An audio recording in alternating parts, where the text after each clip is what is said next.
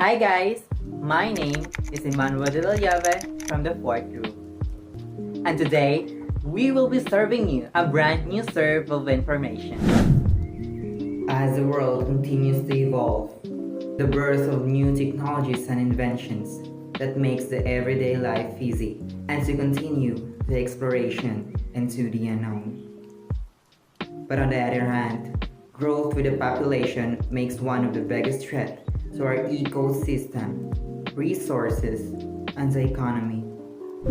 With this rapid growth leads to some serious problems that could be a threat to the human race. Problems that could lead into a bigger problems. As one of the environmental principles, everything is connected to everything else. But modern problems requires modern solutions. And today, with the help of my group, we will going to explore the sustainable economy and business. And we will be discussing some economic problems and some sustainable solutions. And now, I want you guys to sit back, relax, and enjoy our presentation. False equality around profit, the main issue of the documentary. It can also be described as the income inequality. It is how unevenly income is distributed throughout a population. The less equal the distribution, the higher the income inequality is. It is often accompanied by wealth inequality, which is the uneven distribution of wealth. It is thought to fuel individualism by suppressing people's care for common goods like environmental sustainability. Instead, those in more unequal society experience status anxiety. Sales minus capital is equals to profit. In business, the main motive is to earn a profit. It is the driving force before and after entering on a business field.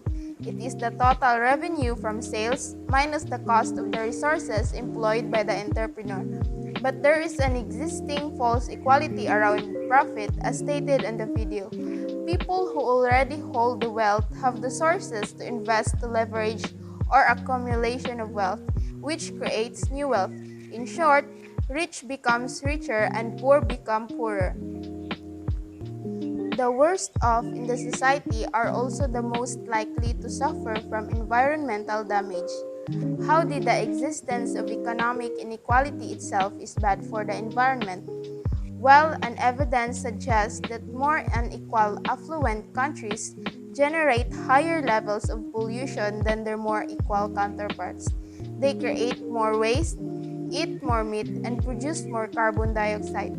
The richest 10% of the world's population is shockingly accountable for around 50% of global emissions. This is problematic as the rich tend to consume far more than the rest of the population. It can be argued that the notion of economic growth, with its ever-increasing production rate, has become a substitute for equality of opportunity and income. If countries are unequal, there is also more scope for the poor to argue that they should not be burdened with the financial cost of environmental policies. Therefore, in more unequal societies with greater amounts of rich elite, governments have less of a mandate and desire to pursue environmental policies. These following issues are the result of false equality around profit. Number 1 is overwork and underpaid employees. Number 2, value inconsistency. Number 3, economic devastation. And number 4 is the negative business outlook. So these topics will be explained later by the other group members. Hello everyone, my name is John Allen Gutib and I am the person assigned to discuss to you the solution to the problem false equality around profit, and that is sustainability entrepreneurship. First things first, let's define the word sustainability and entrepreneurship. Sustainability refers to the ability to meet the needs of present generation without compromising the needs of future generation. And entrepreneurship, it is a process by which an individual or a group of individuals exploit a commercial opportunity. Sustainability entrepreneurship, sometimes also referred to as sustainable entrepreneurship. It is the process of recognizing, developing, and exploiting entrepreneurial opportunities that create economic, ecological, and social value. This simply speaks that sustainability entrepreneurship does not only focus on the economic, but also in the environment and society. Sustainability entrepreneurship contributes to solving social and environmental problems, particularly in emerging and developing countries. The question is, what is the importance of sustainability entrepreneurship and how does it work? In facing the challenges of reducing detrimental environmental and societal impacts created by the current unsustainable business practices, sustainable entrepreneurship has gained special attention because it might bring about necessary transformations to the current products, processes, and behavioral patterns. In order for you to better understand what is sustainability entrepreneurship, I will give you an example for this one. Mrs. Balaod mentioned a while ago that one of the issues faced in false equality around profit is the economic devastation. We can relate it during the quarantine period that the whole world has experienced this economic devastation in which some of the company dragged down or stopped because of the pandemic. Conversely, sustainability entrepreneurship takes in, and one of which is the barter system, in which there is a trade of good between people and online selling boom in this particular period of time. Thus, we can see that sustainable entrepreneurship create an economic transformation. So the next issue that we're going to talk about is the issue of overwork and underpaid workers, especially to those who are working in the factories. The state of being overworked is a state where you are overexhausting or exerting yourself to the point that you are compromising your health to perform well in your job, and being underpaid is not getting paid enough for it. So why is being overworked and underpaid problematic? What are the effects of having overworked and underpaid workers? So the first one is poor performance. Underpaying your employees can place a question mark on their worth to you. If they question how much they mean to your organization, they're less likely to exert effort to make an impact. So this basically means that if you are underpaying your employees, they're likely to perform well because they lack motivation or they assume that they are not that important on your organization because you're paying them less. The second one is low morale. One discontent employee can have a ripple effect throughout an organization. This is a state called emotional contagion. So if you're underpaying your employees, they are unproductive, or the workplace will be unproductive because one discontent employee would lead to a domino effect. The next one is the lack of allegiance. An underpaid employee is likely to adopt a devil-may-care attitude. So this means that if you're underpaying your employees, they're likely to give less importance to their job, which means they put less importance on the performance of the company or the performance of their department, like that, which leads to an unproductive employee and an unproductive business. The next one is employee turnover. By underpaying your employees, you're conveying a powerful message. Employees who believe they're earning less than their worth usually have one foot out of the door, actively seeking better opportunities. This means that employees are likely to resign, which will cost more for the company, rather than having an effective and productive employees right from the start. The last one is the missed opportunities to hire quality talent. In a tight job market, lower qualified candidates might be more willing to accept jobs on the lower end of the pay range. Let's face it, no one aspires to be an underpaid employee, especially in a competitive job market. So the best example for this effect of overwork and underpaid employees is the brain drain effect, where professionals or quality workers here in the Philippines choose to go abroad to make a profession there because the earnings or the salary is much higher than here in the Philippines with the same effort. The solution to this problem is workplace gardening. It is a wonderful team building exercise that helps to improve employees' morale by giving them a place of expression and ownership of their work environment. However, this is not only beneficial to the people but also to the environment. One of the biggest benefits of workplace gardening is in creating a culture of self-sustainability. In a low-income neighborhood, it means saving enough on groceries to provide for other household needs. Based on the documentary video I watched, their employees could benefit from the crops they have planted and raised. They could also receive the right amount of salary for the services they lent on, most especially the laborers who have a heavy duty to endeavor. On the other hand, its benefits to the environment is the increase of pollinator plants that could sustain and improve conditions for bees, butterflies, and other endangered pollinators. Additionally, plants also reduce the overall temperature compared to the paved spaces. As a PNU1 and environmentalist, I could say that this simply proves that everything is connected to everything else, one of the environmental principles we strongly believe in. So the next issue that we're going to talk about is, I guess, an issue that we're all familiar with: environmental exhaustion. So what is environmental exhaustion? Environmental exhaustion is the state of the rising temperature in the environment due to extreme exploitation, synonymous with global warming. As per discussed in the documentary, environmental exhaustion was correlated in the energy consumption of humans, such as the collection of petroleums which extremely contributes on the global warming. So let's now discuss the effects of environmental exhaustion. Why is it problematic? The first one is more frequent and severe weather.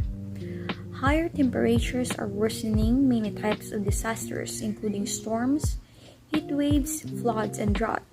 A warmer climate creates an atmosphere that can collect, retain, and drop more water, changing weather patterns in such a way that wet areas become wetter and dry areas drier.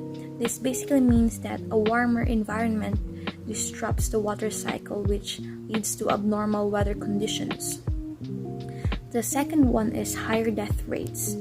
Deaths occur each year due to direct impacts and indirect effects of heat exacerbated life-threatening illnesses such as heat exhaustion, heat stroke, and cardiovascular and kidney diseases.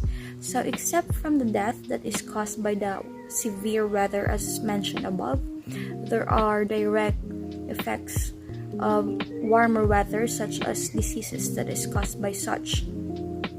The third one is dirtier air. Rising temperatures also worsen air pollution by increasing ground level ozone, which is created when pollution from cars, factories, and other sources react to sunlight and heat. So this means that a warmer environment causes pollution, natural pollution. The next one is higher wildlife extinction rates. As humans, we face a host of challenges, but we're certainly not the only ones catching heat. As land and sea undergo rapid changes, the animals that inhabit them are doomed to disappear. If they don't adapt quickly, some will make it and some won't. So this means that the wildlife cannot adapt or cannot adjust or contend with the quick changes in the environment, so which leads to the extinction of their species. There are many examples to this, especially the endangered species that I know right now are, I guess, the pawikans. The next is higher sea levels. The polar regions are particularly vulnerable to a warming atmosphere. Average temperatures in the Arctic are rising twice as fast as they are elsewhere on Earth, and the world's ice sheets are melting fast. So, higher sea levels. Many islands are disappearing because of the quick rising of sea levels. The water is rising very fast, and small islands are getting covered with water and disappearing the face of Earth.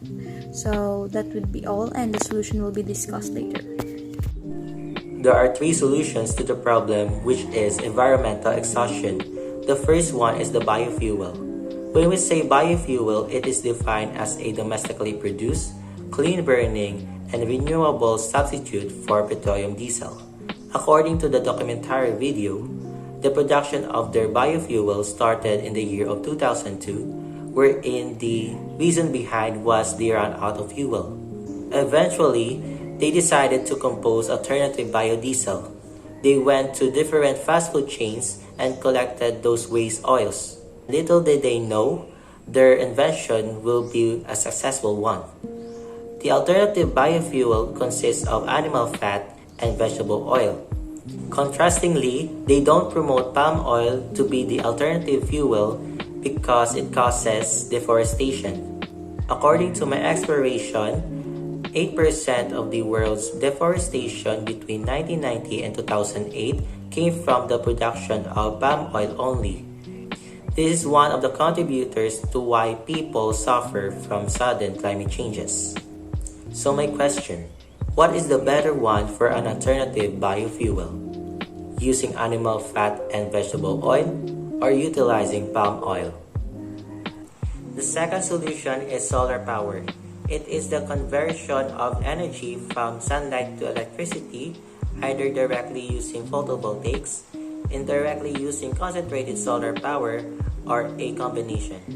In the documentary video, there are machines in their factory that need electricity, especially in the production of printing shirts. To have fewer expenditures, they built a solar array, and which is a collection of multiple solar panels that absorb the rays or energy of the sun. The only thing you need to do is having solar panels and place them in the prone area of sunlight. Besides, I want to highlight and correlate it to Cadiz Solar Power Plant, which is the second of the biggest solar power plants in Southeast Asia. Moreover, this is an eco-friendly renewable source of energy, unlike using coal. As we all know, coal is made of decomposed plants, which is organic sedimentary rocks and could generate electricity when it burns. Unfortunately, it could affect the welfare of living organisms and the environment. According to my research, in the year 2010, coal accounted for 43% of global greenhouse gas emissions. It could cause air pollution from coal-fired power plants that lead to asthma, cancer, heart and lung ailments, neurological problems, acid rain, global warming, and other severe environmental and public health impacts. Simply put, to solve the climate crisis, we must stop burning coal. Nevertheless, aside from solar power plants, windmills and hydroelectricity are one of the renewable sources of energy, and these are some wind farms and hydroelectric energy that can be seen in the Philippines. Lastly, the role involvement. It is a self-initiative of how you deal, protect, and sustain the environment. I want to emphasize the present focus bias because most people are just like this. For instance, some individuals want to burn plastics because it is part of their daily necessities.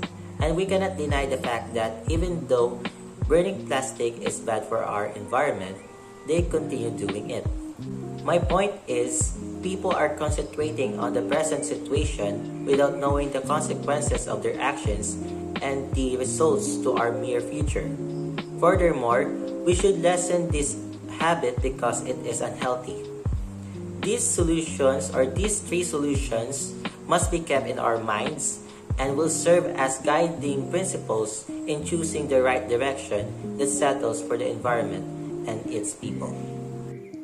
A biofuel scam had appeared in Malaysia in the year 2008. The production of biodiesel in Malaysia results in burning the forest and replacing them with palm trees. First, they squish the seeds, take out the oil, put the oil in a super tanker, send it to settle, spin it into fuel, put it in a rail car, and send it to North Carolina. Then they were awarded for being green. It affected the environment, so and their doings have been known by the United States. Piedmont, the company owned by Lyle Steele, became the front cover of the Time magazine. They were dubbed as the greatest hoax ever perpetrated. It impacted the biofuel business and is hated by the people. This had been a dilemma in the biofuel industry, and Piedmont had been also greatly affected. Hello, once again, it's me, John Allen, and I am the person assigned to discuss to you the solution to the problem biofuel scam, which is the locally produced biofuel. From the title itself, you can generate and formulate an idea already. When we say locally produced, it means that it is made in or done in a particular area. Did you know that the Philippines was the first country in Southeast Asia to have a legislation mandating the blending of biofuels into all local gasoline and petroleum diesel distributed and sold? It was signed on January 2007, and the law is called the Biofuel Act or the Republic Act 9367. This on-farm production of biofuels can help rural communities transition away from the unsustainable models of food, feed, and fuel production. This is a profoundly different model from national and international biofuel production. Locally produced biofuels are crop-based biofuels, which is the most feasible and widely available sources of renewable energy used in the transport sector. What is the importance of these biofuels? So biofuels help us to enhance and safeguard energy security by reducing the world's reliance on fossil energy sources. Biomass is a resource that is more evenly distributed globally. Crops are used for producing biofuels. These crop-based biofuels are generally either high in sugar, such as sugarcane, sugar beet, and sweet sorghum, starch, such as maize and tapioca, or oils such as soybean, rapeseed, coconut, or sunflower. Sugarcane and molasses are used in the Philippines for production of ethanol, while coconut oil or CNO is the preferred biodiesel feedstock. The question is, what will be the benefits when we use these locally produced biofuels? So the answer is, it will increase the diversification of the energy matrix, and reducing the reliance on fossil fuel will impact on energy security. Example, the availability of energy at all times, in sufficient quantities, and at affordable prices. Genetically modified crops are plants used in agriculture, the DNA of which has been modified using genetic engineering methods. GMO crops are used to make ingredients that we eat, such as cornstarch, corn syrup, corn oil, soybean oil, canola oil, or granulated sugar. A few fresh fruits and vegetables are available in GMO varieties, including potatoes, summer squash, apples, and papayas. Its DNA has been modified through genetic engineering for embedding a new trait to the plant which does not occur naturally in the species. Well, when we talk about genetically modified crops, it is widely used in farms all around the world, most especially the rich countries. It is a technology that involves inserting DNA into the genome of a plant organism. So technically, we create an upgraded or enhanced version of a plant species. And of course, we do not make something just for nothing. GMO crops have many advantages, but I only gave 4 of the most beneficial ones. The first one is it improves production and raises farmers' income. According to recent studies, GMO crops allowed an average increase in agricultural yields by 22% and increased profits by a staggering 68%. Well, this is possible because GMO crops can be nutrient efficient, photosynthesis efficient, fungi resistant, bacterial resistant, and etc. Speaking of fungi and bacterial damages to crops, which are one of the worst enemies of farmers, GMO crops reduces the use of pesticides and insecticides during farming that might be great moves for the betterment of the food supply. GMO crops can be made to resist bacteria, fungi, some insects and parasites such as grass that may reduce and damage the growth of the crop.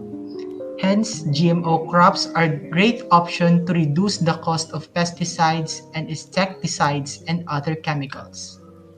Third, it can feed a rapidly increasing population because it shows dramatically increased yields. So GMO crops can make more produce compared to the organic natural ones. And of course, it is a great help. It is a great help to alleviate starvation to poor countries and those who are having a hard time controlling the growth of their population in their country. So the last advantage is that since GMO crops produces more than organic crops, it can produce more in a small area of land. But in the documentary, the Sow True Seed Company CEO said that GMO crops are dangerous and has a number of reasons and dangers involved. So the first one is that the production imposes high risk to the disruption of ecosystem and biodiversity because the better traits produced from engineering genes can result in favoring of one organism. Hence, it can eventually disrupt the natural processes of the gene flow.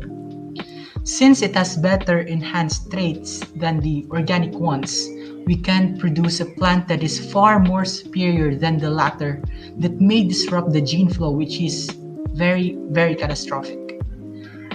The second one is it increases the cost of cultivation and more inclined towards marketization of farmers that work on immoral profits. Third is the transgenic crops endanger not only farmers but also the trade and environment as well.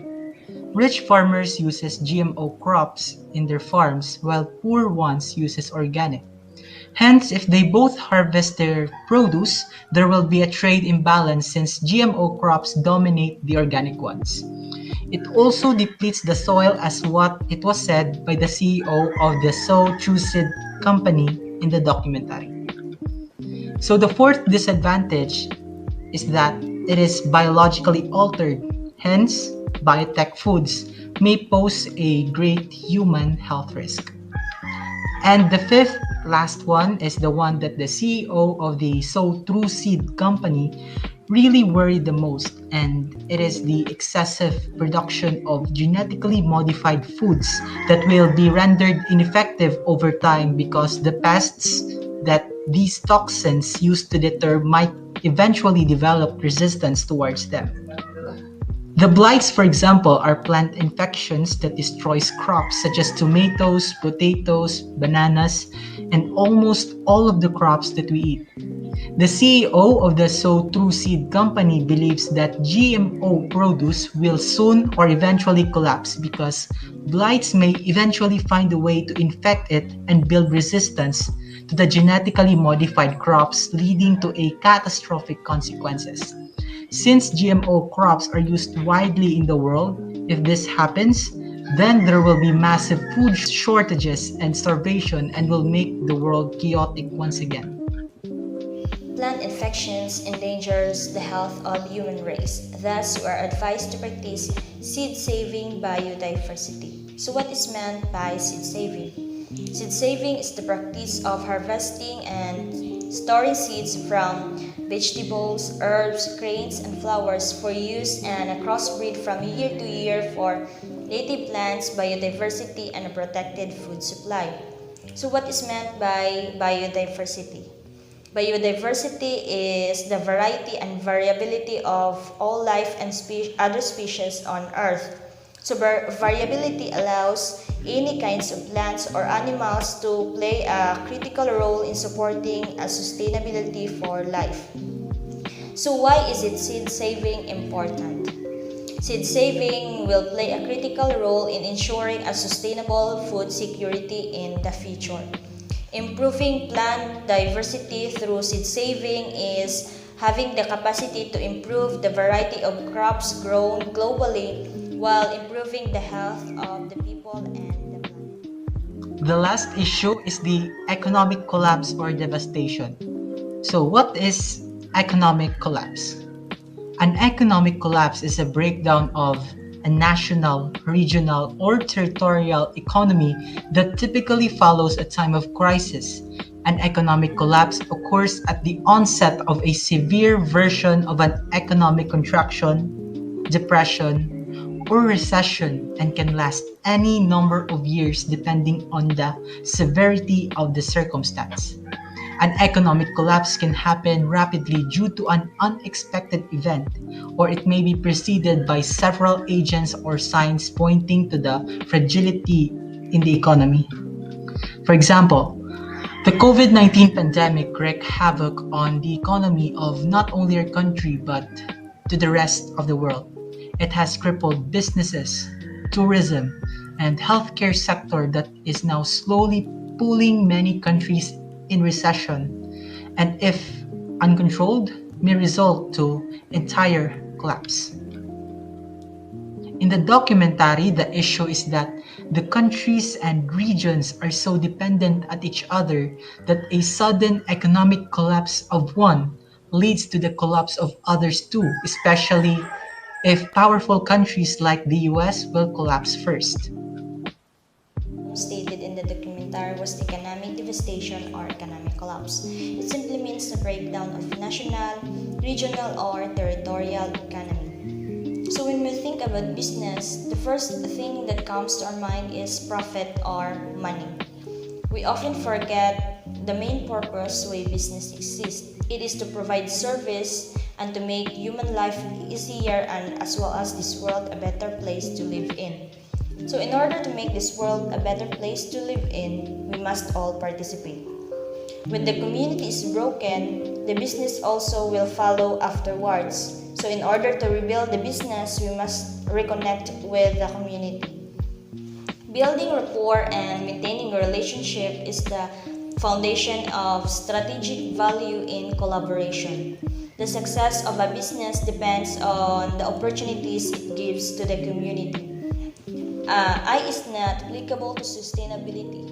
It must be. The purpose of this essay was to determine on what are the threats that can possibly occur to our ecosystem, resources, and economy. Together, with the rapid growth of our population, there are some problems that can lead a threat to human race, and that was a great problem that we will have to address as early as it is. It is related to one of the environmental principles, which is everything is connected to everything else. To conclude, we must think on the advantages instead of the disadvantages that can lead to our downfall. It is essential also that we must know the nature of every problem occurring, and by this we could identify which solution is much applicable. And so, that's it. Economy is what drives our communities and country into a progressive one. In building businesses, make sure that it is sustainable, not only for the planet, but also for the community and your employees, which are the greatest asset of your business. In making a sustainable business, you are making it a resilient one that can withstand any issues and stress that many businesses suffer. Thank you so much for listening, and with the love of the Lord, mabuhay. Good day, everyone.